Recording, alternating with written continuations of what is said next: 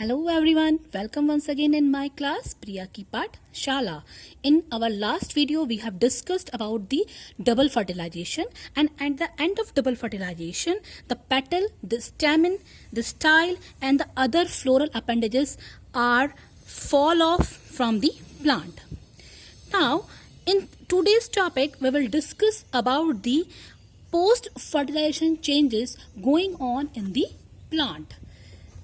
So in our last topic we have discussed about that this is the ovary which have the ovule inside it.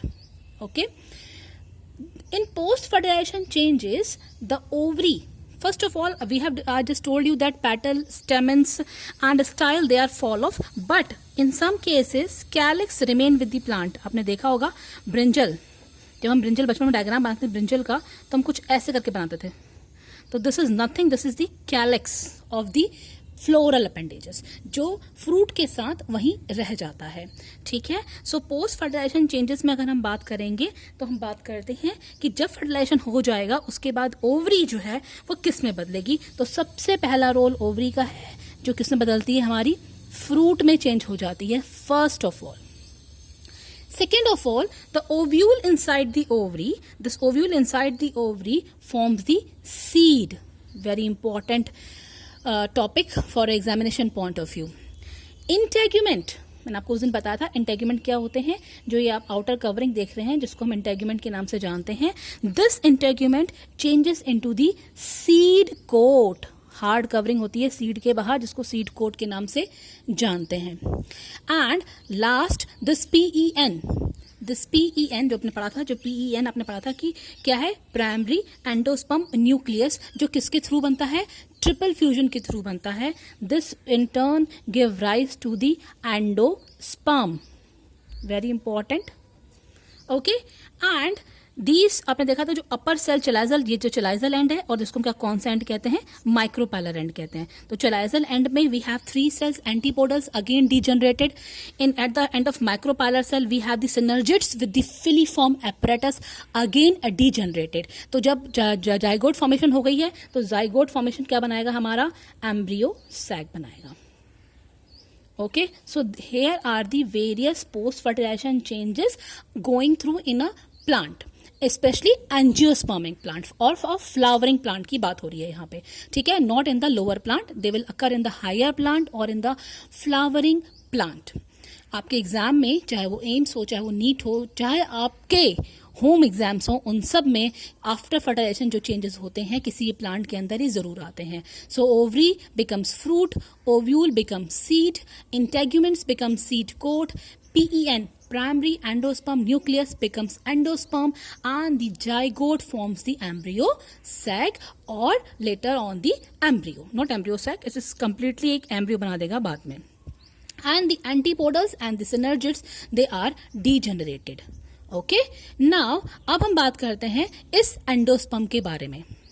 Okay, so this endosperm is the food laden tissue. Actually ये होता कुछ नहीं है, ये plant के लिए क्या करता है, आगे आने वाले टाइम के लिए प्लांट के लिए फूड अपने पास स्टोर करके रखता है. ठीक है, during the development of angiosperm seed, जब तक एंजियोस्पर्मिक सीड प्रॉपर एक प्लांट के रूप में नहीं जनरेट हो जाता है तब तक ये प्लांट को मतलब सीड को क्या देगा, खाना देता रहेगा. ठीक, which provide essential nutrient to the growing embryo. See growing embryo को देता है एंड ऑल्सो यंग सीडलिंग. आपने देखा था कि जब हम बीज को बोते हैं, okay, suppose we have this kind of a seed, इसको हमने बो दिया अर्थ के अंदर, तो कुछ दिनों के बोने के बाद ही ये अपर और लोअर यानी कि प्रीम्यूल और शूट और रूट में निकलता है. लेकिन तब तक ये खराब नहीं होता है, तब तक इसको खाना कौन देता है, एंडोस्पर्म देता है. Okay, so endosperm is nothing. उसके पहले तो कॉटिलेडन्स भी आपने देखे होंगे, ये कॉटिलेडन्स भी क्या करते हैं, खाना प्रोवाइड करते हैं. So endosperm is basically a food laden tissue, यानी कि वो टिश्यू जिसमें खूब सारी मात्रा में नेचर ने क्या दे रखा है, फूड दे रखा है, और एंजियोस्पर्मिक सीड्स को वो ग्रोइंग एम्ब्रियो को फूड प्रोवाइड करते रहते हैं. Okay, the endosperm develops from triple fusion. How triple fusion? मैंने आपको उस दिन बताया था. Triple fusion का मतलब क्या होता है, एक N, this N for the male gamete and this 2N is for the polar nuclei. Okay, this 2n is for the polar nuclei. तो वो डिप्लॉयड है, डिप्लॉयड ने हैप्लॉयड से ज्वाइनिंग करी और ट्रिपल फ्यूजन यानी कि हमको अल्टीमेटली हमें क्या मिल गया 3n। इसकी प्लॉयडी कितनी हो गई 3n इसकी प्लॉयडी हो गई है। सो हमको ट्रिपल फ्यूजन के बाद ये एंडोस्पर्म मिला है। सो इस केस में जो एंडोस्पर्म है हमारा वो 3 तरीके का हो सकता है, न्यूक्लियर और फ्री न्यूक्लियर के नाम से जानते हैं इसको, सेलुलर और and third one is the helobial. Okay, so on the basis of the division, the endosperm is of 3 kind of nuclear, free nuclear, दोनों एक ही होते हैं, कोई फर्क नहीं है, cellular and the helobial. So let's discuss to the first topic, nuclear or free nuclear endosperm. Very common example in front of you is coconut का पानी, कोकोनट वाटर जो है ये हमारा फ्री न्यूक्लियर एंडोस्पर्म का सबसे इजी एग्जाम्पल है। इस केस में आपने देखा होगा क्या होता है, देयर इज अ सेल, ये एक सेल है, ठीक है। इस सेल के अंदर जो आप ये देख रहे हैं दिस इज दी जाइगोट, ये हमारा क्या है जाइगोट है, जिसकी सेल्स बार बार डिवाइड हो रही हैं, आप देख रहे हैं, और फाइनली ये हमारा क्या बना दे रहा है एम्ब्रियो। ओके, इसकी सेल्स डिवाइड हो रही हैं बार बार, और सेंटर में जो यहाँ पे ये छोटी सी सेल देख रहे हैं द सेल इज PEN, और जिसको हम सिंपल एंडोस्पर्म के नाम से जानेंगे बाद में, ठीक है। अब क्या कर रहा है, ये जो PEN है, इस PEN में बार बार डिवीजन हो रहा है और हमको नंबर ऑफ न्यूक्लियाई मिल रहे हैं। आप ये देख रहे हैं, ये नंबर ऑफ न्यूक्लियाई हमको इसमें क्या कर रहे हैं मिल रहे हैं। Okay, now there is a big central vacuole, आप ये देख रहे हैं बीच में ये ब्राउन कलर का स्ट्रक्चर देख रहे हैं, it is nothing, is a vacuole, एक खाली स्पेस है ये, ठीक है। जितने भी a big central vacuole develop in the embryo sac pushing all the cells on the periphery, देख रहे हैं आप। तो न्यूक्लियर में क्या हो रहा है, सेल्स कीप्स ऑन डिवाइडिंग, बार डिवाइड हो रहा है न्यूक्लियस, लेकिन साइटोकाइनेसिस नहीं हो रही है, यानी कि सेल डिवाइड नहीं हो रही है, केवल न्यूक्लियस डिवाइड हो रहा है। आपने पढ़ा था किसी सेल के डिवीजन की 2 स्टेट्स होती हैं, कैरियोकाइनेसिस एंड दी साइटोकाइनेसिस।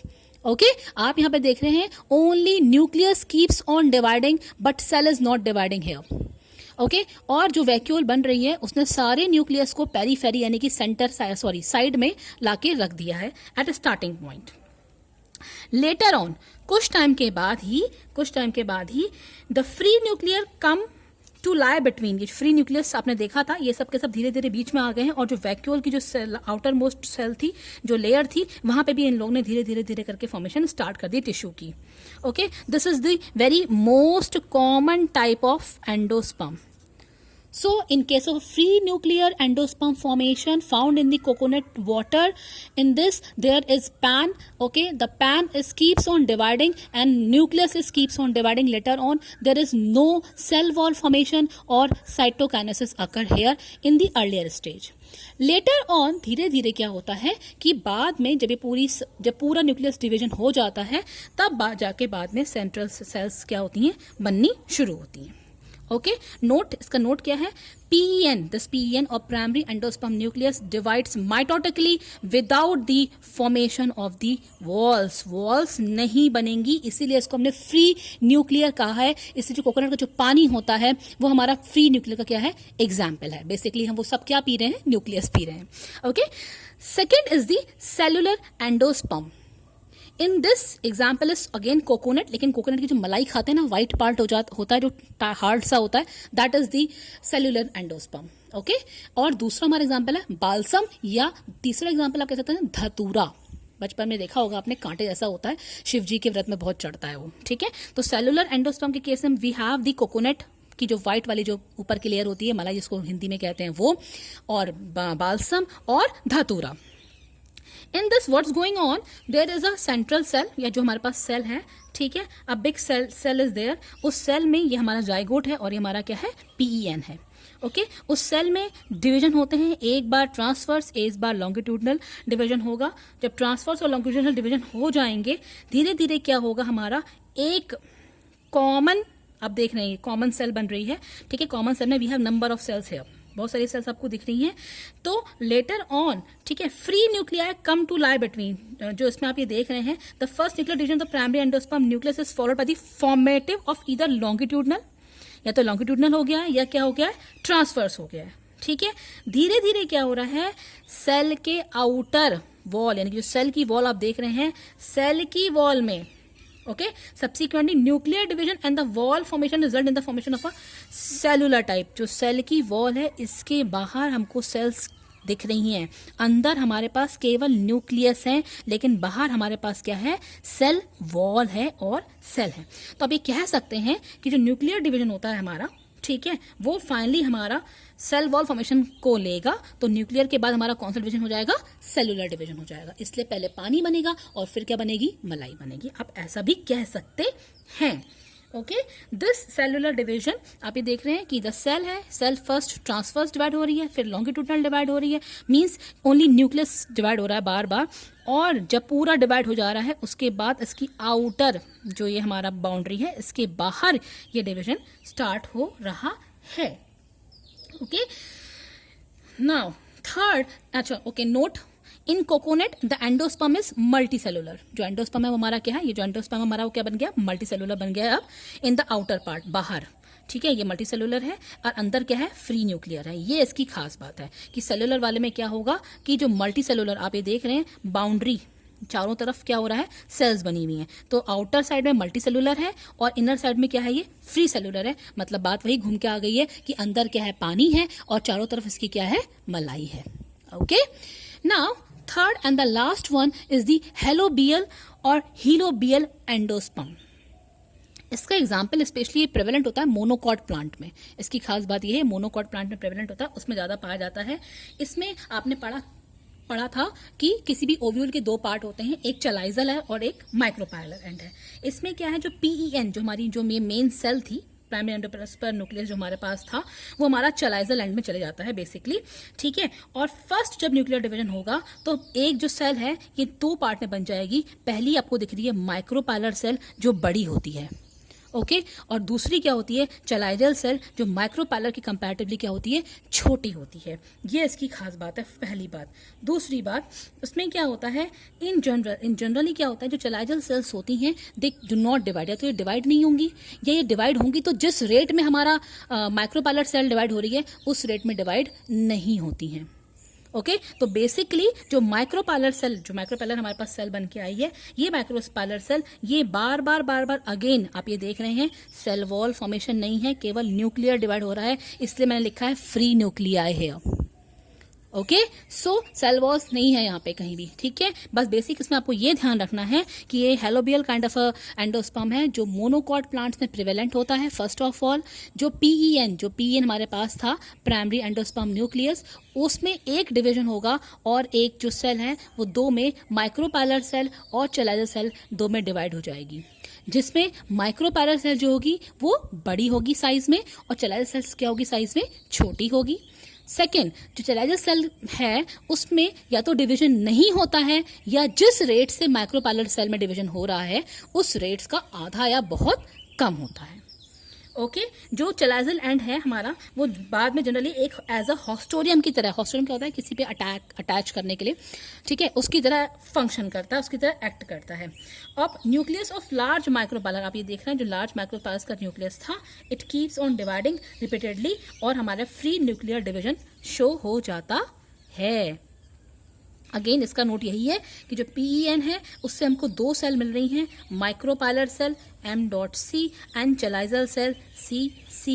यही आपको इसमें ध्यान रखना है। एग्जाम में कभी कभी इसमें वो क्या करते हैं, आपको डायग्राम दे देंगे और डायग्राम के बाद आपसे नेम पूछ सकते हैं कि which one is nuclear, which one is cellular and which one is helobial. आपको पता होना चाहिए डायग्राम देख के कि ये कौन कौन से हैं। ओके, आज के वीडियो में इतना ही। एंडोस्पर्म का ये वाला पार्ट जो आपको पढ़ाया गया है, ये पार्ट आपका examination, specially competitive examination point of view से बहुत ज़्यादा इंपॉर्टेंट है। We will meet in the next video with the next topic. Thank you and have a nice day.